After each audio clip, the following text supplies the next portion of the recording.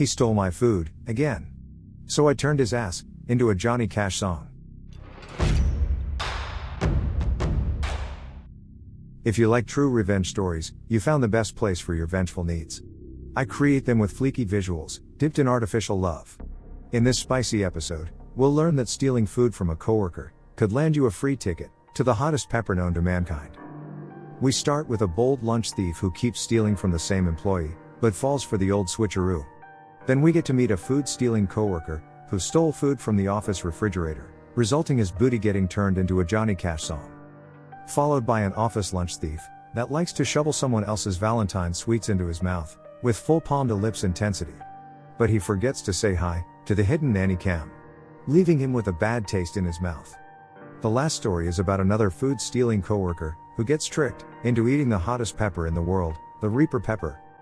Before we rejoice and delight in these stories, when you grab something from the office fridge that isn't yours, be sure to emphasize you made extra for sharing, and offer the like button the first bite. After the like button eats the shared piece, wait for 1 minute to be sure it's safe to eat. Let's dive in. A sincere disclaimer for this episode: these revenge stories include use of very potent chilies. Extreme Scoville units can be painful to an inhumane level, or cause some long-lasting adverse effects on health, or even death. Therefore, viewer discretion is advised. These revenge acts will definitely be upsetting to snowflakes. Nobody likes a lunch thief, and I had one of the most aggressive at my office. There were rumors for a few months leading up to the inciting incident of someone going around and taking people's lunches. Just about every day someone different would complain that their lunch was missing. It even happened to me once or twice, but I figured, hey, it's a big office. A few people are probably just careless and grab the wrong lunch and are too embarrassed to bring it back, or someone else packs their lunch and they don't know what's in there, so it's not obvious they have the wrong one, or whatever. Most people just brought brown bags with their names on it anyways.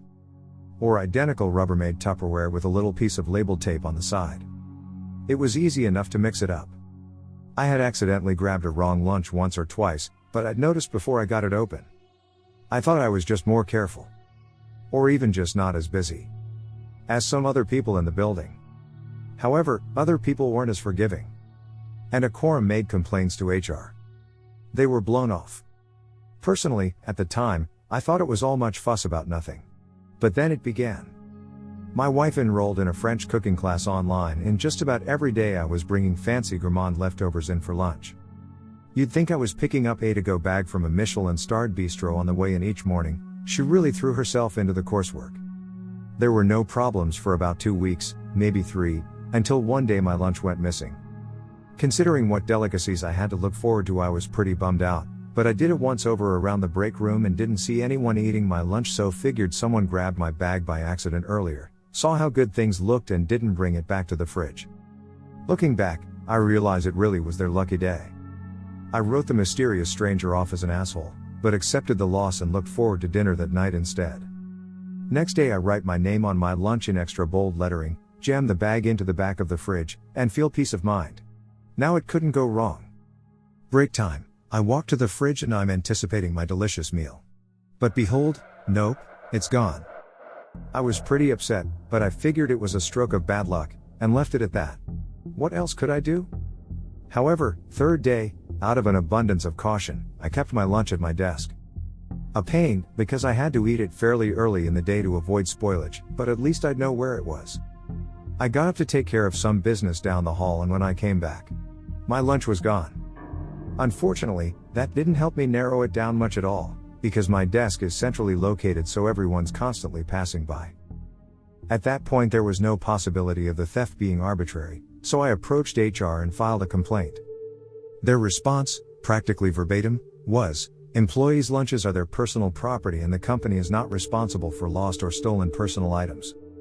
The following day my wife packed a cream-based soup that really had to be refrigerated. I was passing by the break room to check on my lunch practically every 5 minutes.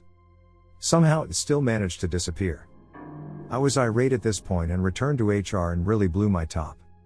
The best they could do was send a memo around about remembering to check the name on your lunch when you remove it from the fridge. But they made very clear that it was a routine memo and in no way related to my complaints, which were not their jurisdiction. So not an admission of responsibility. Because my lunch was my own personal problem. The only suitable alternative to packing a lunch available in the building are these wretched shrink-wrapped ham and cheese sandwiches from a vending machine. They've been marinating in the heat for God knows how long, and the bread is as stale as corkboard. The meat is rancid and there's gluey mayo smooshed into the center. It's a relic of the old office tenants, I'm pretty sure. I vented daily to my wife, but her only idea was to start bringing a regular sandwich and apple again to dissuade the thief and get him to move on to other lunches. So, determined to prevent this low-life scum from downgrading the quality of my lunch, I hatched an elaborate plan. But hold up, life happens and the pandemic hit. During this time I forgot all about this whole saga. I worked remotely for months and months. Then we returned, and after all that had happened globally, this was the last thing on my mind. But I got to the break room the first day back, frustrated from having to wear a suit after months of working in pajamas, sore from my desk chair, and exhausted from small talk. Only to find my lunch was gone. This was a particularly sore point, because my wife and I divorced between my last lunch and work and the present one. So I did not appreciate being reminded of any past threads involving her. I pretty much flew into a blind rage at that point. Especially seeing that stupid worthless memo about checking the lunch bag names posted in the break room, feeling so helpless, so hungry and alone as it was me and my lunch, against the world. I stormed out and was determined to return the next day with a plan. Now, nothing was going to stop me. So, I came in the following day, with an empty lunch bag. And I checked closely to be sure no one was watching, and I switched the contents of the HR person's lunch bag into my bag. So now their lunch appeared to be my lunch. They'd packed a regular brown bag, so I just discarded that. After this I left, and I waited. I knew this was a pretty big gamble because it was contingent on the theory that the thief was avoiding me while having lunch, but not wary of anyone else. So would eat out in the open if there were no risk of bumping into me. So I made a big show of going around the office announcing that I was headed out for a meeting and I wouldn't be back until at least 3 p.m. I even went to the trouble of moving my car out of the lot to a space 2 streets over, where I then sat in my car and worked remotely for several hours before sneaking into the building up the back stairway. I then sat in the stairwell just outside the break room, where you can hear chatter but can't be seen, and after about 20 to 30 minutes of waiting, I heard it. The sweetest sound I'll ever hear in the office. HR employee yelled, "What the heck, Kyle, that's my lunch." Kyle responded, "Nah, it's not your name on the bag." I heard the HR employee command Kyle to give up the lunch, assuming he grabbed the bag and sees my name. Kyle gets told he needs to head into the HR office for a chat. The HR rep later called me in as well and said they were aware of my break room hijinks, but it was obvious that the point still came across loud and clear. They warned me that it was a violation of policy to move another employee's lunch.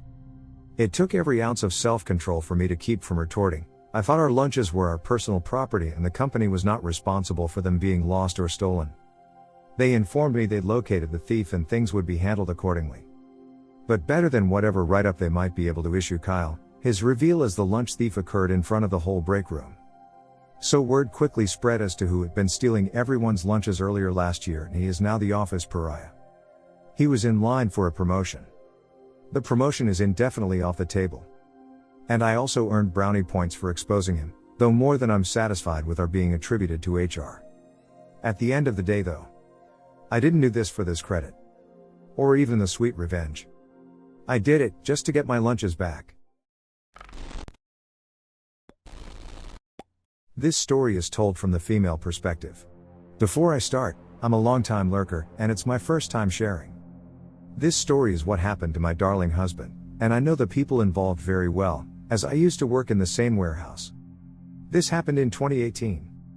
Until April this year, my husband, let's call him Mike, worked in a warehouse for a big, international furniture company in southern Germany. He liked the work, even if it was hard labor carrying 150 kilograms, 330 pounds for the Americans, pieces of furniture around. Because of this, the staff turnover was pretty high. One of his colleagues, we will name him Steve, started at the same time as my husband. They weren't friends as Mike didn't like him. But he respected him as a hard worker.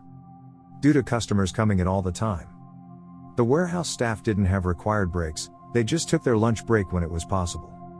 Some used the break room with the basic kitchen, some went out to eat, go to the supermarket on the other side of the road, or did errands in the 60 minutes they had.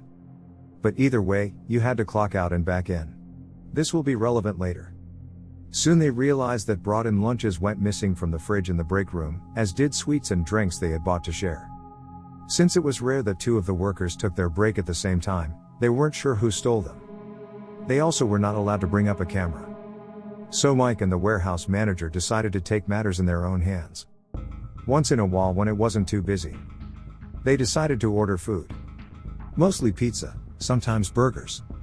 Let me add that most Germans are not accustomed to anything spicy. But my husband and I love hot, spicy food. We have a nice assortment of powders and sauces, ranging from a little tickling to, "We'll turn your booty in a Johnny Cash song if you don't get that surgically removed right now." My man kept some of the sauces at work. You all know where this is heading, right? When the thefts got more and more regular, they decided to order pizza, just Mike and the manager. The others didn't want it or had something else. The pizzas got delivered and smelled delicious.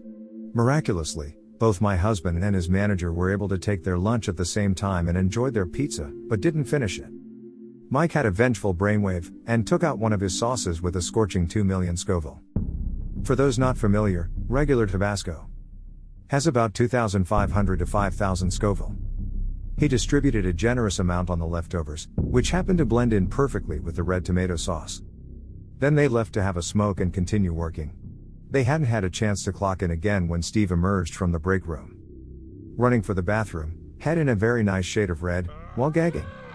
When he came back out a few minutes later, he was white as a sheet, reeking of vomit, and left without a word to get something to drink from the supermarket. Just then the local store's manager, boss of the warehouse manager, happened to drop by. He noticed Steve is absent and did not clock out. That's a big no-no. What nobody knew, Steve had already 2 write-ups for being absent without clocking out. If you get 3 write-ups for the very same reason, you can be terminated without notice. So when Steve returned, clutching 3 packs of milk closely to his chest, he achieved his 3rd write-up and the termination was already printed and ready to be signed. Steve left immediately after this. He now works in another warehouse, where a good friend of mine is employed. Miraculously, none of their food has gone missing yet. This story is also told from the female perspective. In my position, it sucks extra hard to be confronted with a food thief, as I have food allergies, so I can't just get lunch at the cafeteria or at a nearby restaurant. On top of that, I have a new baby, who I'm breastfeeding, and who I pump for when I'm at work. You know how hungry pregnant people are? Yeah, the caloric requirement for breastfeeding is 100 to 200 calories higher. I want to emphasize that I'm always hungry. Because I have a new baby, half the time I don't manage to show up at work with a lunch. I either run out of time to pack one, or if I did remember, I leave it on the counter. My solution to all of this was to leave lots of non-perishable snacks in my office.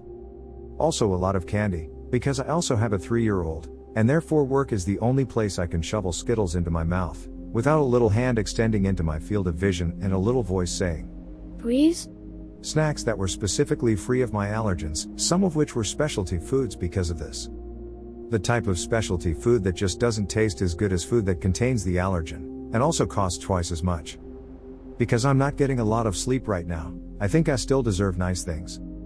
When I first came back from maternity leave, I assembled my snack hoard, but started having things go missing. I genuinely thought I was just losing my mind. Boxes of candy were running out faster than I thought I was eating them. I'd come in during the morning, and things wouldn't be where I'd left them. At one point I brought a bag of chips to work, folded the rim of the bag down so I wasn't plunging my arm elbow deep into a grease pit, and then put a bag clip on it when I went home, and when I came in the next morning the bag was unrolled and reclipped. I went, wow, I must be more tired than I thought, rolled the bag back down, and the next morning it was unrolled again. Just little things like that. Almost every day that made me go, wow, the post-baby brain is worse than I thought. And then it happened. I got the flu, and I was out for a whole week. Left behind at the office was an almost full box of Enjoy Life cookies, which are not enjoyable but are free of all major allergens, and are also $5 a box for, like, 12 sad little sand pies with some cinnamon on top. I ate 1 row of these cookies. And then I was out of the office for a week. For 1 week. I was not eating any of my snack hoard. But someone else was. Because I came back to work, opened my box of cookies, and found one. There was one single, solitary cookie left. And, on further examination, the one box of candy that had been opened was nowhere to be found. On top of that, the thief had done me the courtesy of opening a new box for me, except that they actually followed the push here to open instructions, instead of just ripping one end of the box open like I do. Which they should damn well know at this point, because by this time they'd been stealing from me for 2 goddamn months. I went to my boss and got some vague promises about checking if the security cameras in my wing of the building are functional or not. The sheer freaking audacity it takes to open a new box so you can continue stealing from someone. On top of the consumption of almost a whole box of specialty cookies that aren't even good. This enraged me enough that I went straight to Amazon and ordered myself a nanny cam. Not for my baby. For my snack hoard. Conveniently, it arrived the day before Valentine's Day. I set it up on top of a file cabinet looking down at my desk. On the desk, I laid out a fantastic spread of baked snacks. I got all my thief's favorites, and then I took it one step further. I bought myself a Valentine heart, broke the seal to make it more inviting, and left it out on my desk. The next morning, I came into some very obvious snack carnage. My thief had slowly been getting more brazen, but this was just on another level. Individually wrapped things had been dumped out of their boxes. Bits of packaging had been thrown away. And, yup, they'd eaten some of the Valentine candy. For shame, office thief. Don't you know that's from someone who loves me? I really need to get this off my chest again. Who opens a new box of something? And also opens it differently than the person they are stealing from? What kind of person are you? So now it was my time to have a little party. And I played back the video. All was quiet throughout most of the evening. And I was just watching the shadows lengthen as the sun slowly set through the hallway window. And then, shortly before midnight it happened. The night janitor arrived. He went right ahead and took a 12-minute break in my office, sitting in my chair, eating my food. I started taking screenshots. I got him shoveling candy into his mouth with full palm to lips intensity. Pouring things out onto the desk to pick his favorite flavors. Not even bothering to put them back where he found them. And yes, eating my goddamn Valentine's candy. Screenshots went directly to my boss in an email. I went directly to my boss's door to hover and grin and asked if he'd read my email. And I got assurances of a strongly worded email to the cleaning company, and the barring of this particular employee from our place of business. I was also, tactfully, asked to please take my unauthorized spy camera home, which I did. I thought this was over, until the girl who works the concession stand dropped by to thank me. Apparently, the food thief would start his shift just as she was closing down for the night, and would try to get free coffee in that creepy guy way. And then one of the reception staff came by with the same sentiments. I'd never met the guy face to face, but apparently, as a woman, it was not a fun experience to have. I'd shown my screenshots to a few coworkers, and word had spread fast. I worked an earlier shift, so I didn't recognize him, but people whose shifts overlapped with his did. I hadn't told my husband about what I'd done because, when I came home raging about the blatant theft that had gone on while I'd had the flu, his only response had been, "You really shouldn't be leaving food at work then." But, when I came home with the nanny cam and explained where and why I'd gotten it, his reaction surprised me. He actually said, "You know, I think this is the first time I've seen you stand up for yourself. I'm proud of you." You know what, dear vengeful listeners? I'm proud of me too. About 3 years ago, I was working in a pretty big factory. They hired through 5 different temp services, so the place was pretty much like a revolving door. People came and left without any warning, sometimes it was hard just to find a familiar face. So when someone started stealing my lunches, everyone became a suspect. After falling victim to the lunchbox bandit for a week straight, I'm talking about 6 12-hour days with no lunch. Needless to say, the frustration spawned several evil plans, but I felt the Carolina Reaper would give me the fastest and most effective results. All I knew was people were gonna think twice before stealing lunches. I spent all night making the best steak fajitas for lunch the next day. I finally minced the Reaper peppers into a nice pico de gallo, and topped my devil fajitas off. I carefully placed my fajitas into a Tupperware bowl, garnished them with cilantro and limes, then covered them with a clear lid to display their beauty. The next morning, I put the bowl in the fridge at work, enjoying the inviting scene I created for a moment before closing it. After, I went about my day. About an hour after I placed them in the fridge, A woman started screaming for help. I ran to the lunchroom to find the lunchbox bandit laying on the floor gasping for air. The Reaper peppers triggered an asthma attack, and he had to be rushed to the hospital. He never said anything. And neither did I, until now. Thank you for enjoying this episode, which was made with artificial love. Subscribe to receive future episodes, and tickle the like button for good karma. Do you have any experiences surrounding this topic? Share yours below, I'll join the conversation. And I'll be seeing you in the next one.